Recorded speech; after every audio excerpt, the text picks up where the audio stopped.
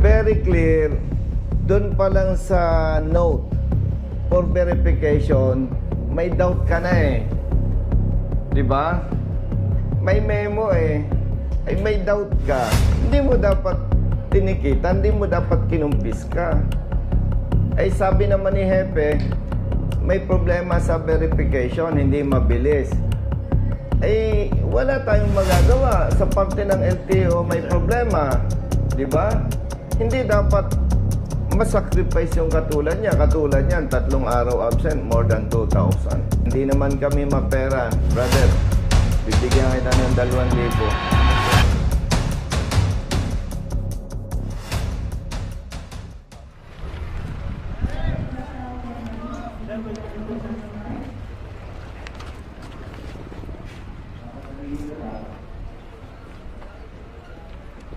Thank you po. Thank you. Ay, hello. Followers po. Buka po. Thank you po. Thank you. Ikaw ang aking number 1 senador. Kahit number 2, okay lang. Ngayon pa lang ako, nagpapasalamat na ako sa laki na naitulong niyo po sa amin. Sir. Ganon, salamat. Sige po, ingat po Salamat. lagi. Okay. Good morning. Okay. Arsap dyan. Ay, thank you, brother. Sige po. Hello.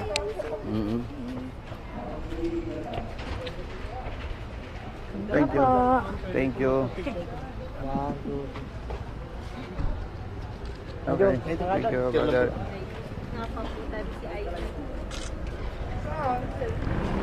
Salamat po, sir. Thank you. Brother. Thank you. Brother. Thank you, sir. Thank you. Thank you. Thank you. Okay, thank you. Thank you po. Thank you, sir. Bigyan na sticker to. dito, sticker. Thank you, ah. Sige. Morning, brother. Thank you po. Thank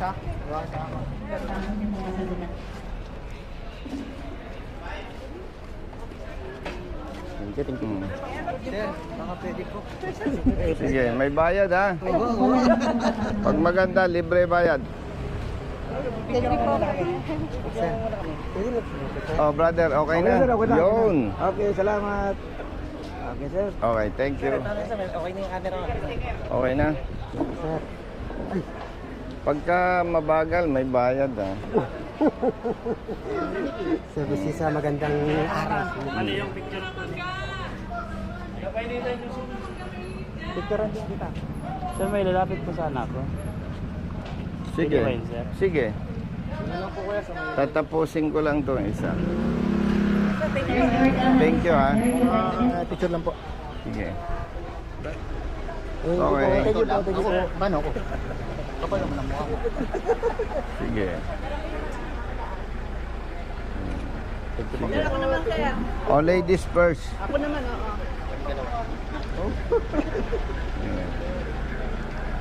Thank you po. Thank you po. Thank you po. Brother. Thank you. Brother, anong problema na? Sir, kukunin ko po sana yung yung plaka. Kasi po, tinikita na hindi kinuha yung plaka. Nung tutubusin ko po ngayon, sabi po, dadalhin pa namin yung sasakyan bago papatid sa ignition. Ano bang violation? Ano daw po, yung ito, yung sa Ano nga? picture sa plaka. Eh, wala po, green plate pa po kasi wala pa naman pong dumadating na Kaninong sasakyan? sa kumpanya po namin. Anong hinahanap sa'yo? Dadalhin daw po dito ang truck, i-check kung hindi na daw po luma yung plaka. Kailangan daw po ipa-replace. Eh, matagal din sir, di ba? Pag nag-request ng replacement ng plaka. Bakit mo muna? Nahuli ka. Unahin ko lang yung isa, brother. Ha? Sa video lang sa video. Yan, naka-video raw kami. Sige, sige. Okay. Halika, brother. Hello po. Good morning. Ay. Thank you po. Kumusta po? Mabuti po.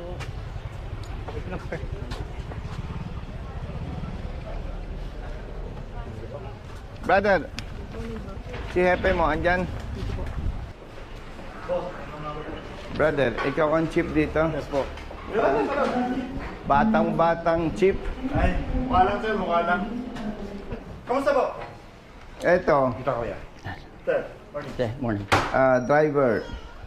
Sir, morning po. Hi sir. Brother, Apo, kamusta po? pakisilip nga nitong sasakyan na to. Yes sir, sige sir.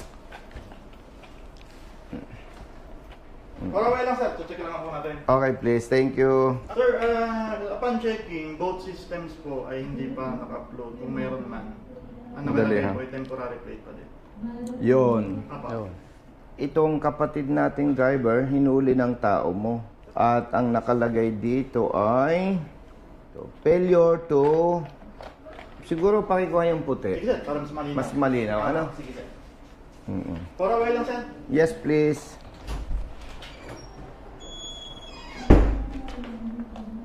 Nakalagay dito no plate at saka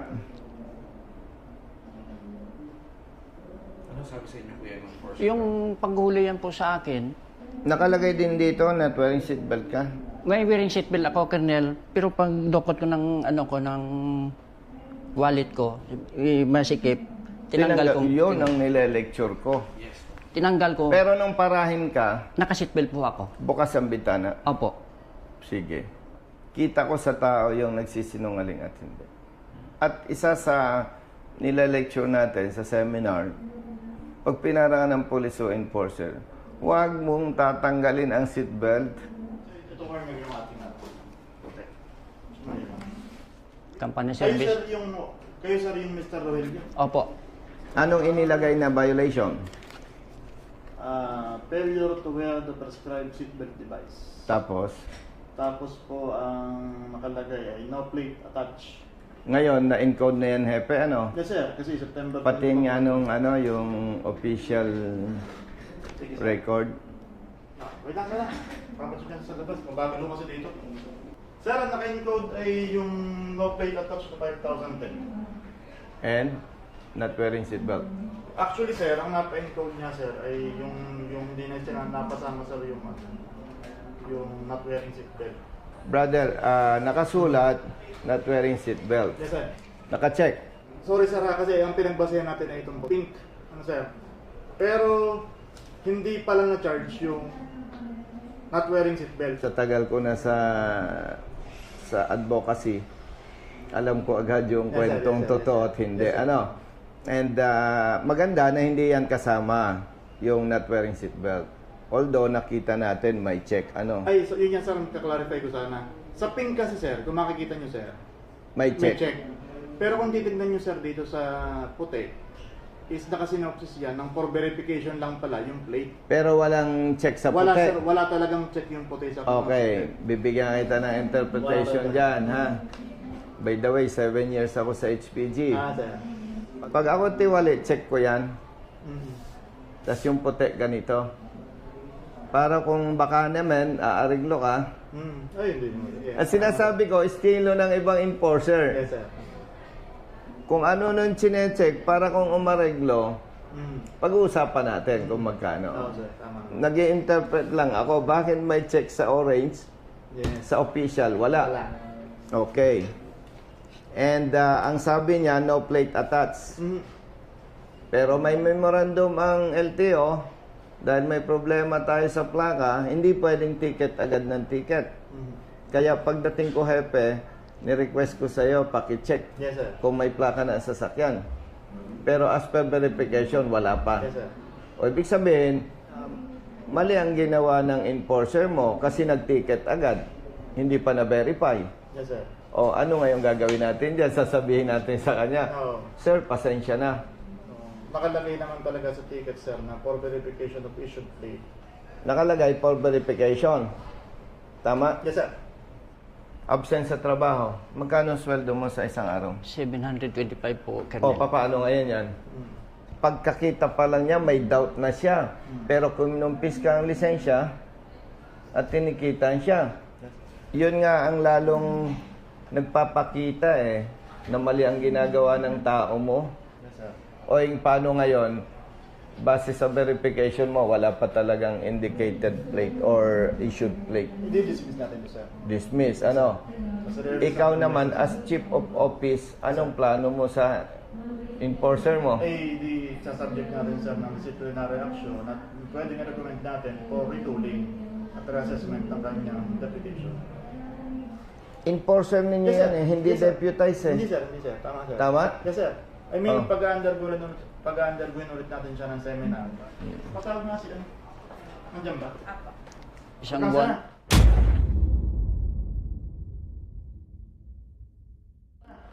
Isang buwan po ako, Colonel, naglalakad nang dahil hindi ako makapagmaneho ng motor ko. Ganon. Mm-mm. Ay, sa company, hindi ka rin makapagmaneho. Hindi po. Kasi isang mekaniko po ako ng kumpanya. Ang makikita lang namin, sir, talagang kulang is yung pagko-communicate namin sa office para ma-verify agad. Correct me if I'm wrong. Yes, sir. Hindi ang problema yung pagbe-verify sa system. Number one problema, hindi marunong sumunod ang tao mo. Tagal mo na sa LTO eh. Bakit hindi mo pa alam yung memo ng LTO? Di ba? May memo ang LTO. Kapag enforcer ako, nakita ko yung sasakyan mo, parang may duda ako sa plaka. Ang pinaka pwede ko lang gawin, sir, pwedeng makita ang lisensya mo? Sir, trabaho lang to ha, pasensya ka na. Picturean ko ang lisensya mo. Sir, patingin nga ng ORCR. Picturean. Hindi pwedeng ticket agad, malinaw. Pag na-verify na natanggap na ng registered owner, isushow cause order ni LTO. Yes, sir. Tama, sir. Siyempre, pag-explainin mo rin. Eh, wala siyang valid explanation. Kung ikaw may-ari, sir, pasensya na po, may batas kami ipinatutupad. Papatawan po kayo namin ng 5,000 pisong multa. Eh, brother, may note ka dyan eh, for verification, ano? Opo, sir. Ibig sabihin, doon pa lang hepe sa note niya, may doubt na, di ba? Yes, sir. Okay na po. At bakit mo kinumpis ka ang lisensya? Hindi po, sir. Kasi po ako, di po ba may memo tayo dun sa plaka Na? na... By the way, check Chief, po. public service, recorded tayo. Ah. Pero Sige nga. check po yung sa system kung may issued na plate number na. Okay. So ito po is apprehension lang po. Check ko po siya for verification. Wala po akong i-charge pa dito na ako check niya po. Kung na-check po yung plaka na po siya, hindi nakabit. Saka pala po papasok yung charge na penalty po. Okay, Pero sige. kung wala pong Okay. sa sistema, wala po talaga, dismiss po dapat po siya. O sige. Una, nabasa mo yung memo. Apo, apo. Hindi naintindihan ng tao mo. Pangalawa, ipagpalagay lang na tama ang pagka-interpret mo kahit mali. O di-dismiss ang huli. Absensya sa trabaho, 725 25 po. ang sweldo. Sinong magbabayad ng sweldo niya, hepe? Oh. Dapat kasi professional tayo, kaya nga may memo eh. In fact, nung nasa kongreso pa ako, yan yung kinwestiyon ko kay dating chief ng LTO, Atty. Bigor Mendoza, ASEC Bigor Mendoza. Bakit huli ng huli ang LTO ng motorista? Ano may problema sa plaka? Samantalang sa parte ng LTO ang problema. Kaya naglabas ng memorandum ang LTO chief, si ASEC Bigor Mendoza. Paano yan, chief? Re-release ka na. Ano sasabihin natin? Pasensya na. Ayun po. Yun nga, sir. Ang sinasabi ko lang, sir, siguro, ang may pagkukulang lang kami is yung real-time verification pag nag-apprehend. Hepe, Kasi hindi nga ho namin ma-verify sa field kung may plaka na talaga kasi ibabato pa namin dito sa office. Sila pa mag-verify. Ngayon, hindi lang na-verify agad. Kasi kung na-verify agad yon, hindi na darating sa punto na i-confiscate yung license. Although hindi ko naman sinasabing tama, sir, yung pagka-confiscate ng license. definitely, Kasi verification lang. definitely, walang justification ang enforcer mo. Yes, sir. Kasi may memo. Yes, sir, may memo. Kung hindi mo man ma-verify agad, no choice ka. Hindi mo pwedeng hulihin. Yes, sir. Kumbaga, yung ine-explain mo, sa parte ng LTO ang problema. na hindi dapat madamay ang motorista na katulad niya. Eh, papaano ngayon yan? Upon verification, wala pang issued plate. So, pag binalikan mo yung memo, very clear, mali ang panguhuli. Yes, sir. Eh, absent sa trabaho, 725. May pamilya ka ba? Solo parents po ako, Colonel. Ilan anak mo? Tatlong Oh, apo din. see? Oh, ilang beses ka na ba bumalik? Pangatlo na to, Colonel. Bakit? Kaya yung paghuli sa akin ng September 20, Sabadong araw yon. Tapos ng Monday, bumalik ako dito. Pumunta ako, hindi naman naayos. Bakit? Pinapapunta dito ang truck, nahanap ang plate number. Sabi ko po, wala pa po yan ang plate number. Kita mo. Kita mo, Hepe, ang problema. Sa driver, pinapahanap ang plaka. Samantalang pagkakita nyo sa system, alam agad. Yes, sir. Absent ka nung Monday. Opo, sir. Kasi pagpunta mo, ang instruction sa'yo ng LTO, ipresenta ang truck Opo, na nakakabit na yung plaka. Opo, Hindi nagka-okay. hindi. Kailan ka uli bumalik? I think, pinalagpas ko muna yung isang linggo, bumalik ako dito ulit. Sabi ko, ma'am, kung pwede, ipalit ko lang at ipa-impound ko at kukunin ko lang driver's license ko kasi hindi ko makapaghanap buhay. 3 days ka nang absent ngayon. Opo. Kaya sa ngalan ng public service, Hepe, walang personalan, aksyonan mo ito Yes, sir. Opo.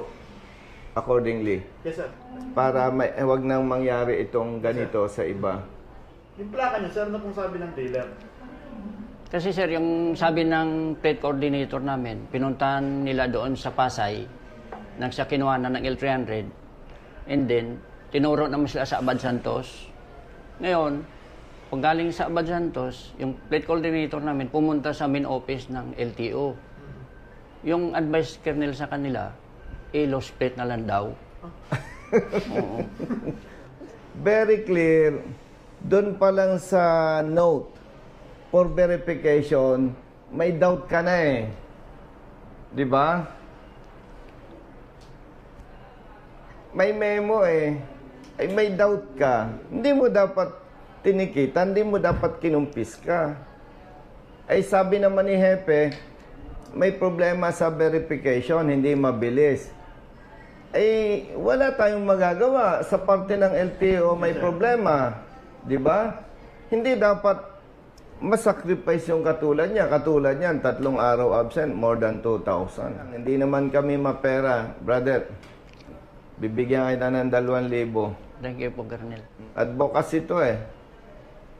Kasi hindi kami pumapayag, Hepe, na yung katulad niya ay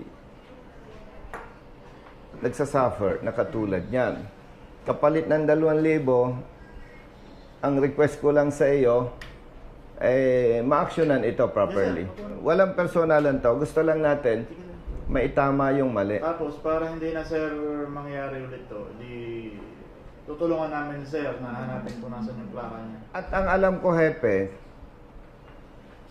ang dealer may accreditation sa LTO. Yes, sir. No? Meron, sir. Ibig sabihin, may kapangyarihan ng LTO Yes, na sir. itong maling ginagawa ng ibang dealer. Hindi naman lahat ay mabigyan ng corresponding sanction. Yes, sir. No? Exempted muna ito sa protocol na may contest kasi na-verify na ninyo eh. Yes, sir. Paano yung lisensya niya? Ngayon na. Ay, ito, sir. Ito na. Thank you. Papalis ka lang. Thank you po, Colonel. Thank you po, sir. Sir, thank you po. Akin na yung bag ko. At wala ano sir talaga yan. Kapag nung araw na yun, kasi wala mo talaga babayaran. Kung na-check naman nung araw na yun, hindi naman talaga pagbabayaran eh. Pag na-check mo ano, dapat, release na po talaga dapat yun. May problema talaga sa iyo, brother. Ipinipilit mo, ginajustify mo na tama ang ginawa mo. Ulitin ko, may memo. Yes sir. Hindi ka pwedeng mag-ticket unless verified. Pangalawa, confused ka, tinikitan mo, kinumpis ka mo ang lisensya. Okay lang sana, Hepe, kung nakachamba siya na na-issue na yung plaka. Kahit mali, hindi kami makareklamo kasi natanggap na ang plaka. Paano yan, brother? Hepe, 3 days siyang hindi nagtrabaho. Pamilyado, single parent. Oh. Ito, Hepe, kaya talaga pinapakita ko to encourage other motorists na kapag may problema sa huli, magsumbog sa amin para maitama No? At ito naman, matagal na natin ginagawa. Advocacy ito Hepe. Yes, sir. Oo, kilala mo naman ako. Hindi naman ako milyonaryo. Oh. Thank you po, Colonel. Sige, okay na ang lisensya mo. Kahit kulang nabawi mo naman 2,000, ano? Maraming salamat po. Oh, Hepe. Okay. Thank you. No problem, sir. Ikaw nang bahala. Sige, sir. Usapang public service. Yes, sir. Tama. We are hoping na bibigyan mo ng appropriate action to. Yes, sir. Otherwise, Hingin ko na rin ikaw ang aaksyonan ko.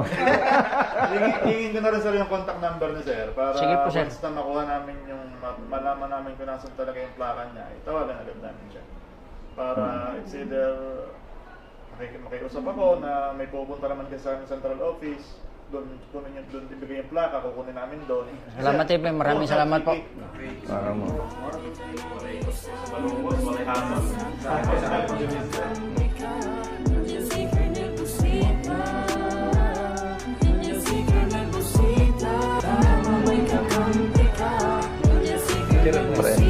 Friendly advice, ha?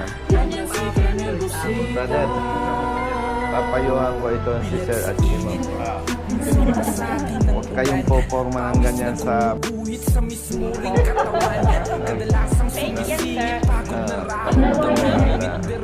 Ingat po kayo. Bawat daan ng masikip, pinipilit malusutan. Marating lang ang lugar na dapat kong puntahan. Maihatid ng pagkain, serbisyong nakalaan. Para sa mga taong kailangan kong pagsilbihan. Napili kong hanap buhay, makipagsapalaran.